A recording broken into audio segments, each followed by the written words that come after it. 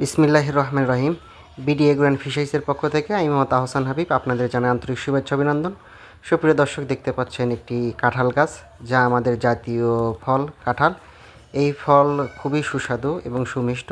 দর্শক, দেখতে পাচ্ছেন এই গাছটাতে কত পরিমাণ কাঁঠাল ধরেছে, অত্যন্ত চমৎকার। যদিও কাঁঠাল এখনও পরিপক্ক হয় নাই, তবে আশা করা যায় পরিপক্ক হলে এই ফলটা আমরা খাইতে পারবো। দর্শক, কাঁঠাল খুবই গুরুত্বপূর্ণ একটি ফসল। এই ফলটা ছোট বড় সব ধরনের মানুষই এটা খেতে পারে। এটা খুবই সুস্বাদু হয়। এর যে বীজ রয়েছে এটাও কিন্তু আমরা তরকারি হিসেবেও খেতে পারি। অনেকে আমরা ভাজিয়ে এটা কিন্তু যেরকম আমরা বাদাম খাই এরকমভাবেও আমরা কিন্তু এর বীজটা খেতে পারি। এছাড়া এই কাঁঠাল কিন্তু আমরা কাঁচা অবস্থায় অর্থাৎ তরকারি হিসেবে রান্না করেও খেতে পারি। কাঁঠাল খুবই গুরুত্বপূর্ণ একটি ফল, যা আমাদের বাংলাদেশে সচরাচর পাওয়া যায়। দর্শক, এই ভিডিওটি যদি আপনাদের ভালো লেগে থাকে তাহলে অবশ্যই লাইক, শেয়ার, কমেন্ট করে পাশে থাকবেন।